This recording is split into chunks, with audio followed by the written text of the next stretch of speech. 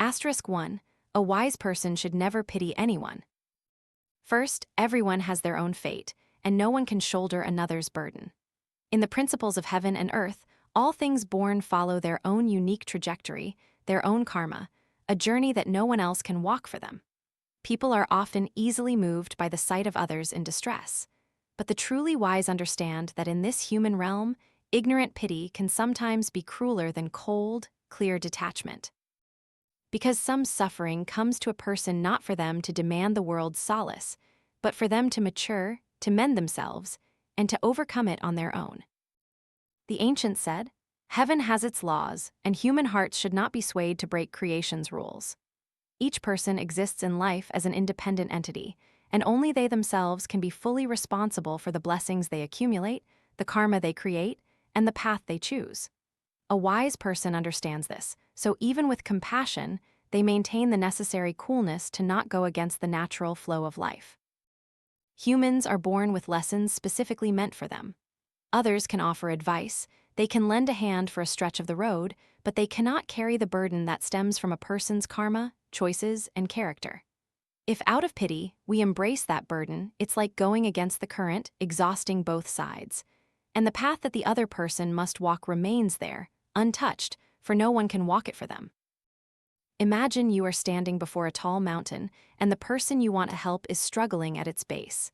You pity them, so you carry them up. But the higher you climb, the more tired you become, and the more reliant they grow. Halfway up, you collapse from exhaustion, and they fall freely because they never learned to stand on their own. If, from the very beginning, you had merely shown them the path, given them a walking stick, and encouraged them to climb themselves, perhaps both of you would have reached the summit more surely. Pity is the easiest emotion to arise, but also the most damaging. It makes us shoulder responsibilities that aren't ours and causes the pitied person to lose their survival skills, which should be forged through hardship. The ancients said, "If a person does not stand on their own, heaven will not protect them." Therefore, a wise person always observes the nature of a problem carefully before offering help. They never save someone merely because they seem pitiful, but only when they see that person is worthy. Worthiness here isn't about morality or status, but about being worthy of their own efforts to save themselves. In the currents of life, countless people choose to stand still in the mud, only wanting someone to pull them out, unwilling to learn how to escape the mire. If we rush to save them, it's like pulling the mud up with us. They don't need a hand, they need a significant event to awaken them. At that moment, pity becomes an unnecessary intervention, even derailing the destiny fate intended for them to experience. A wise person is not heartless, but is one who knows how to distinguish between true kindness and the superficiality of emotion. There are situations that appear very pitiable, but with careful observation, we will see behind that pity lies laziness, blaming life, and avoiding responsibility. If we soften our hearts, we inadvertently create conditions for these bad traits to flourish even more strongly. A bad seed cannot blossom beautifully just because someone else waters it. Moreover, if pity is not illuminated by wisdom, it can easily turn into hidden arrogance. We think we can save others. We think we understand them better than they understand themselves. But the truth is, no one can pay the price for another's choices, just as no one can claim the glory from the steps they must walk themselves. Each person has a responsibility entrusted by destiny, and only when they face it themselves will they be qualified to step onto a new level of wisdom.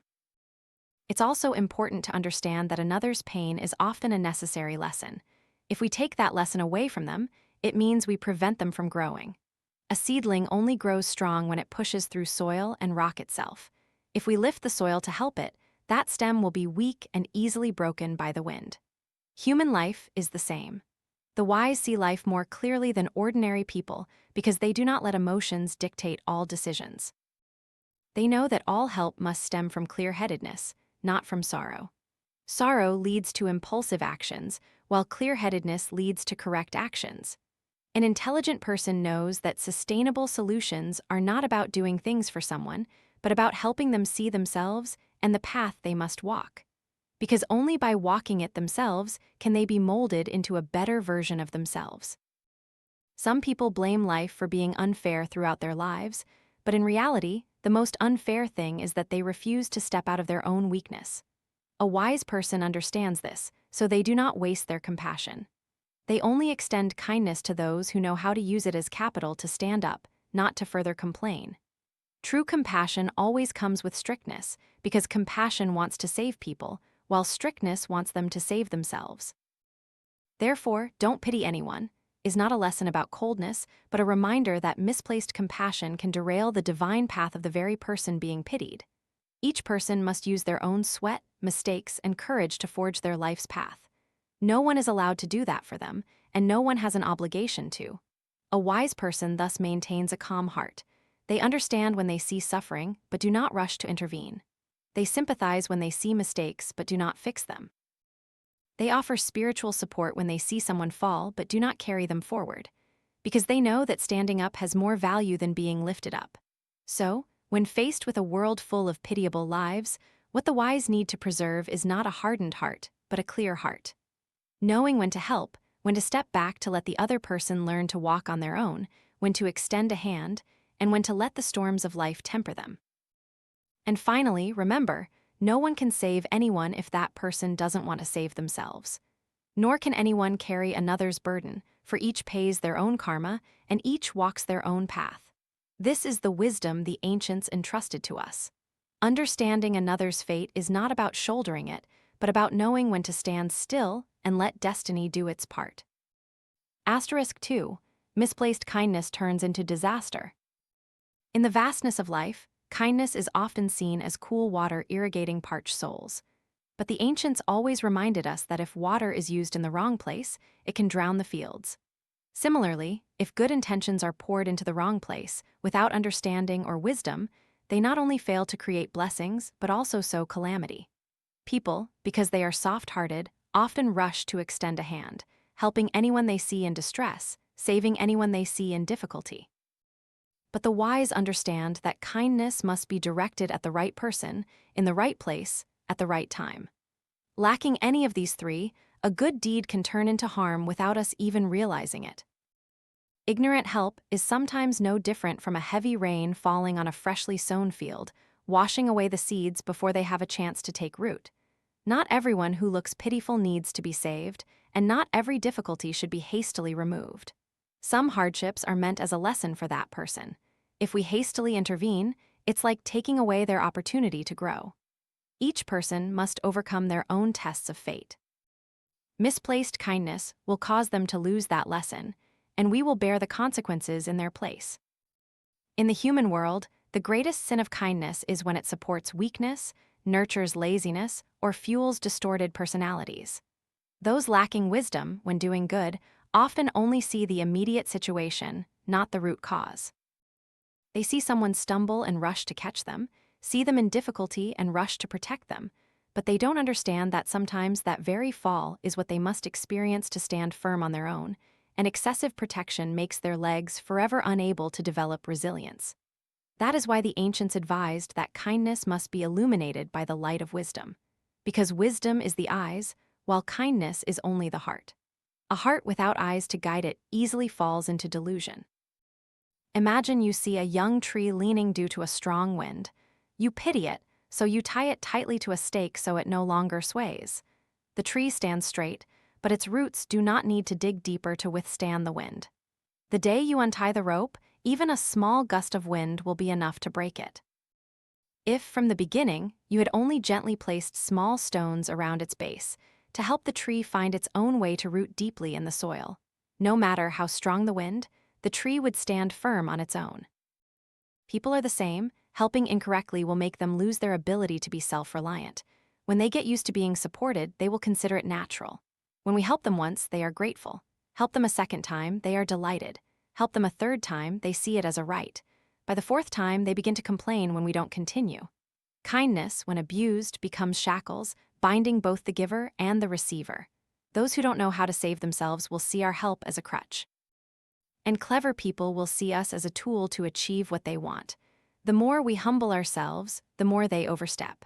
The more compassionate we are, the more dependent they become.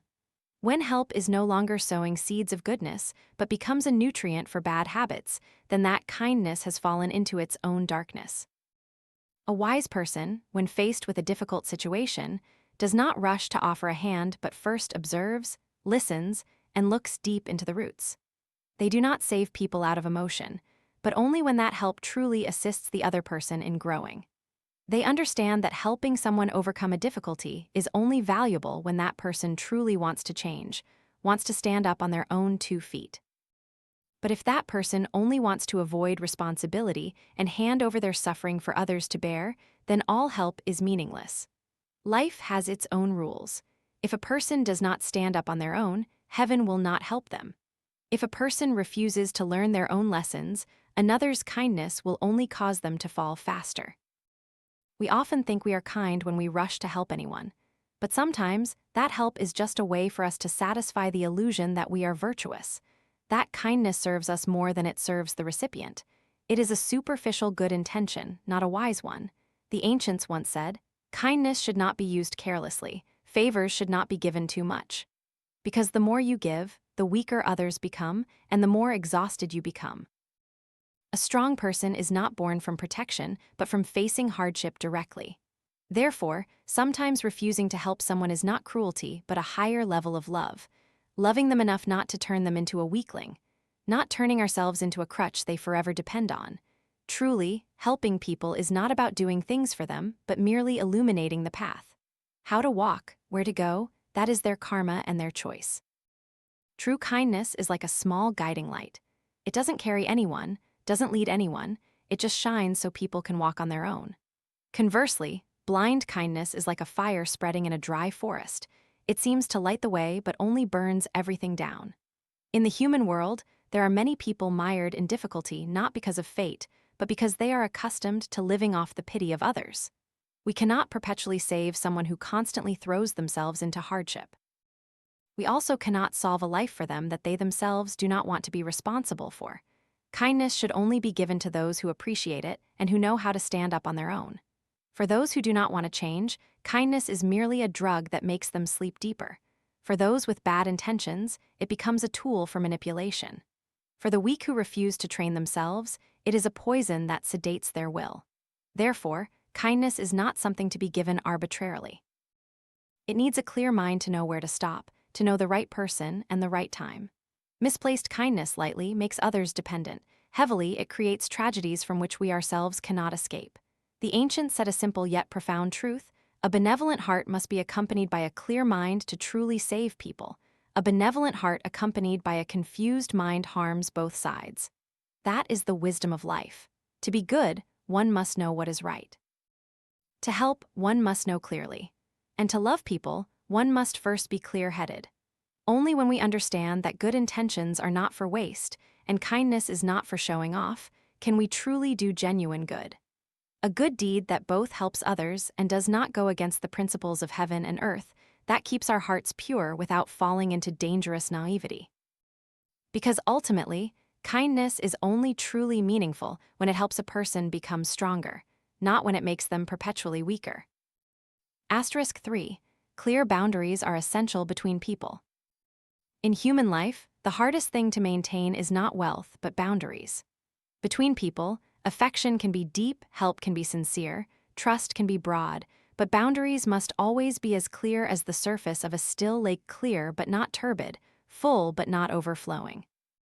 The ancients advised, deep affection should not intrude, weighty righteousness should not be overfamiliar, the human heart has its limits, interaction has its boundaries. Meaning the wiser one is, the more one must know how to maintain distance. Because only when boundaries are preserved will life not be disrupted by misused kindness, exploited, or overwhelmed by emotions. A wise person always understands that outward amiability does not mean allowing others to casually step into their inner world. They are gentle but not weak, humble but do not let anyone trespass. Boundaries are what help them maintain self-respect, integrity, and inner peace. It's not because they are heartless, but because they understand that when they themselves lack boundaries, others cannot gauge the level of respect that is needed. The human heart is like a deep, unfathomable sea. Not everyone who appears friendly carries good intentions, and not everyone who complains of hardship is worthy of us opening the door of our lives to them. Some people enter our lives like a strange wind.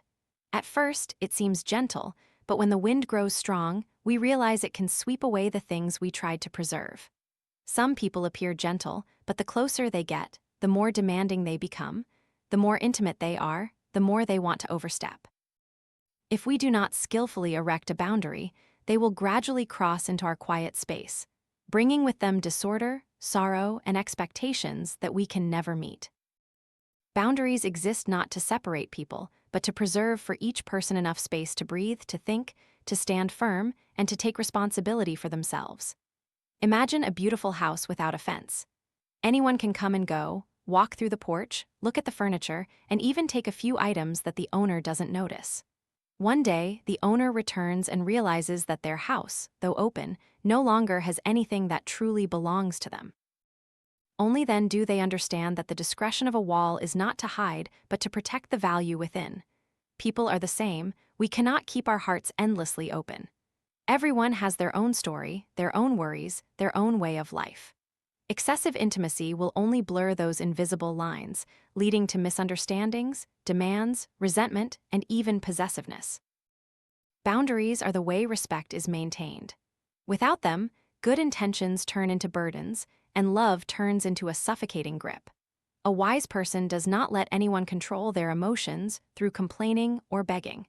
They know that if someone constantly crosses their boundaries, it is not the other person's fault, but because they themselves did not set limits from the start. Kindness needs to be built on a foundation of principles. Principles are not rigidity, but a medicine that keeps the heart pure. Because without principles, kindness will be exploited, emotions easily manipulated, and life will be chaotic like a broken thread. Maintaining boundaries is also a way to protect our minds from things that do not belong to us. We cannot embrace all the world's problems, cannot bear the burdens of everyone's sorrows, cannot be a vessel for someone's endless sadness. What is not our responsibility, leave it to those who are responsible. What is not within our scope, leave it to fate to arrange. Otherwise, we will be drawn into the emotional vortex of others, losing the peace that is the foundation of wisdom. Many people have good intentions but lack boundaries, and therefore suffer much harm. They think unconditional help is noble, but inadvertently make themselves vulnerable to exploitation. They think opening their hearts completely is sincere, but only make others disrespect their kindness. A wise person understands that a tree must have bark to survive winter, and a person must have boundaries to stand firm in life. Boundaries do not diminish compassion, but ensure that compassion is placed correctly. They do not dilute affection, but keep affection pure and lasting. From ancient times, sages always knew how to advance and retreat appropriately. Close but not overly familiar, distant but not indifferent. They interacted with moderation, spoke with temperance, gave with discernment, and helped with limits. This balance helped them maintain inner peace, not allowing anyone to pull them off their own trajectory. That is why the ancients said, "Compassion has its limits." Compassion without limits is easily exploited. Kindness without boundaries easily turns into a burden. Kindness without principles easily harms both sides. To live peacefully in a complex world, one needs to learn to smile kindly, yet keep a firm heart, to live harmoniously yet maintain distance, to help others without losing oneself. Only when we understand boundaries do we truly understand our own value. And only when we preserve that value are we qualified to love correctly, helping the right people and living a life not swayed by the desires of others. Amidst the myriad paths of human life, boundaries are the soft wall that protects the soul. Whoever maintains them maintains peace. Whoever loses them loses themselves. And the wisdom of the enlightened is to use boundaries to preserve goodwill, use distance to maintain respect, and use clarity to protect one's life from emotional waves that do not belong to them. *4. Instead of pity, let them face challenges. In the journey of human life, there is a truth that the young often find hard to accept, but the wise understand early on. Suffering is the forge, hardship is the grindstone, and challenges are the invisible hands that mold a person into a stronger version of themselves. Therefore, a wise person does not rush to pity anyone, nor do they rush to use their strength to pull others out of suffering. They know that some thorny paths are not for others to save us, but for us to save ourselves. Some pains are not to be avoided, but to be learned to endure and grow from. The ancients said, Jade without carving does not become a vessel. A person without learning does not understand principles. Jade isn't bright without polishing, and people don't understand life without experiencing it. Hardship is not an enemy but the harshest, yet also the fairest teacher. It doesn't favor anyone, nor does it abandon anyone. As long as one perseveres to the end, anyone can transform into a different version of themselves. When we hastily pull someone out of a challenge, we think we are helping them. But in reality, we are taking away their opportunity to awaken the wisdom that must grow from those very stumbles. Some pains can only be understood from within. Some experiences can only be absorbed through the skin. Outsiders can sympathize, can show the way, but no one can walk another's path of growth for them. We cannot give someone strength through words, cannot bestow courage through help, and certainly cannot grant them wisdom through protection. Everything necessary for their future must be drawn from the very hardships they endure. Therefore, pity is sometimes an unnecessary intervention that weakens people. A wise person understands this rule, so they do not rush to intervene when they see someone in difficulty. They observe whether that person is making an effort, learning from their mistakes, truly wanting to change, or merely wanting to flee from suffering. If they see in that person a will to rise, they will offer advice, provide direction, and give a little light to guide the way. But if that person is accustomed to relying on others, only accustomed to complaining without making an effort, they know that all help is useless.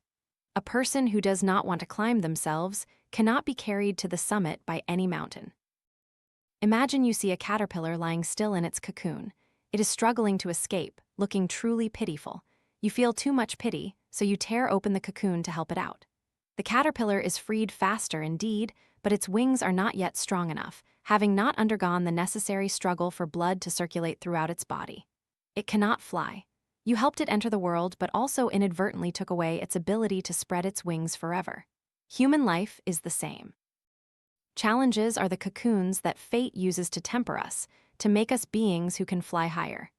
If someone tears open the cocoon for us, we only escape hardship temporarily, but will never truly grow. That is not kindness, but a hasty act that robs us of a greater life we could have achieved. The wise often have a deeper insight than ordinary people. They know that suffering, however harsh, always carries a secret purpose of heaven and earth. Someone who overcomes suffering may not necessarily be strong, but someone who dares to face it is definitely different from who they were yesterday. Therefore, they help by giving the person an opportunity to walk their own path, take responsibility, and learn the lessons that fate intends for them to grasp. They do not use pity to derail another's journey, but use clear-headedness to protect the natural law of development of each living being. Many people blame life for being unfair, but in reality, the greatest unfairness is when we want strength without training, want wisdom without experience, want achievement without daring to face hardship.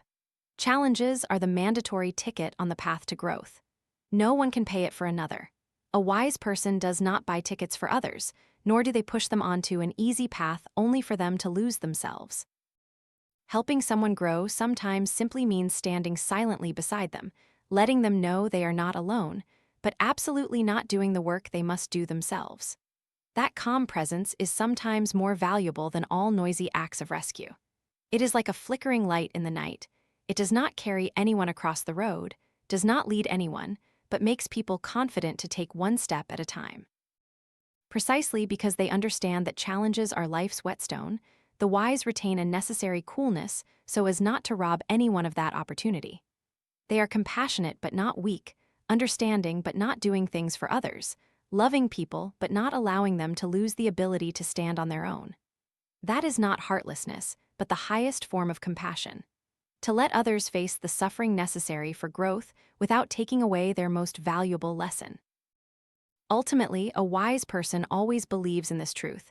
Each person has a path they must walk, stones they must step on, tears they must shed, and strength they must find for themselves. No one else can do that for them. Instead of pity, let them experience. Instead of pulling them out of the mud, let them find their own way to stand up. Because once they can stand, they will never fall in the same way again. *5. When the mind is still, life's events cannot cause chaos. Of all the lessons life teaches us, perhaps the hardest to learn is to keep our minds still amidst storms, cries of lament, and waves of chaotic emotions from others. Not still out of coldness, but still out of clarity. Not out of heartlessness, but out of understanding that the more chaotic the mind, the more tangled things become. The softer the mind, the easier life sweeps us far from the right path. The ancients said, "When the mind is still, it is clear. When the mind is clear, it is decisive." Only when the inner self is as calm as an unrippled lake can one clearly see the nature of things and know what to do, what to avoid, whom to help, and what to move away from. Life is full of changes, and human hearts are even more unpredictable. Anyone can weep bitterly before us, telling us of their bitter sufferings, the injustices they endure. But a wise person does not allow themselves to be swayed by appearances. They observe, listen, but keep their minds as firm as a pine tree in a storm. For they know that not everyone who laments hardship is truly suffering, and not everyone who complains is a victim. Some cry to seek pity. Some suffer because of their own mistakes. Some hurt because they refuse to stand up on their own. If our minds are too easily moved, we will be drawn into their emotional vortex and lose our ability for clear judgment. Keeping the mind still is not ignoring others' pain, but not letting that pain make us lose our wisdom. The wise understand that the calmer the mind, the more correct the actions, and for kindness to last, it must be built on a foundation of clear-headedness. A warm heart without a cool head will easily be led astray, easily make mistakes, easily act against truth due to emotion. Conversely, a tranquil mind can see through the surface emotions to the deeper causes. From there, the words one speaks and the actions one takes are precise and aligned with principles. Many people err in thinking that strong emotional reactions are a manifestation of compassion, but in reality, uncontrolled emotions only make us easily manipulated. A person who knows how to cry at the right moment can soften our hearts. A skillfully told story can make us forget to look at the essence. But a wise person always keeps a space in their heart to observe their own emotions before responding to others' emotions. They do not let the tears of others blur their vision, nor do they let accusations turn their reason upside down. Their mind is like a clean mirror. Anyone who passes by reflects clearly, but nothing adheres to it. Imagine you are standing before a calm body of water. The sky reflects clearly down to every cloud. If just a stone falls, the water immediately breaks into 1,000 ripples, the reflection of the sky distorts, and you can no longer see the truth. The human mind is the same. When undisturbed, it is as clear as a mirror. When disturbed, everything is distorted. To see correctly, one must first keep one's heart calm. The wise do not let their minds waver at laughter, nor tremble at tears. They act from clarity, not from agitation. It is not that they are heartless, but because they know that if emotions lead the way, they will surely go in the wrong direction. A still mind does not mean indifference. On the contrary, it is the highest expression of proper care. Caring about truth, about what is right rather than what is emotional, about helping people in the way they truly need, not just the way they want. A wise person keeps their mind calm to distinguish the boundary between helping and interfering, between compassion and weakness, between protecting and harming. When they see someone in distress, they do not rush in but observe whether that person is trying to find a way out themselves. When someone laments hardship, they do not rush but see if that person's actions align with their words. When facing an angry person, they do not let themselves get angry but maintain a calm tone to see the root of the problem. Thanks to this, everything they do carries weight, and every word they speak has power. A still mind is also a way to protect one's life energy. If we let our hearts resonate with the sorrow of others, we will be exhausted. If we let their anger invade us, we will become someone we do not want to be. When we maintain inner tranquility, we are like steering a steady ship. No matter how big the waves, it will not capsize. A person who cannot keep their mind calm will be like a fragile boat, tilting with just a gust of wind. The ancients once said, "One who conquers a myriad armies is not equal to one who conquers oneself." Conquering one's own heart is the greatest victory. When we maintain an unmoving inner self, not greedy when seeing profit, not chaotic when seeing difficulty, not afraid when seeing danger, not soft-hearted when seeing someone trying to move us with emotion, then wisdom will always be in its brightest state. When wisdom is clear, everything is easy to resolve, everyone is easy to understand, and all of life's pitfalls are hard to entrap us. Keeping the mind still is not easy, but once achieved, a person will no longer be swept away by the chaos of the world. At that time, all words will be to the point, all actions will be righteous, and kindness will be used in the right place, for the right person, in the right way. That is the foundation for living a calm, wise life, controlled by no one and not overly harmed by anyone. And finally, when the mind is still, we can love correctly, not out of pity, not out of indulgence, not swayed by emotions, but loving with wisdom.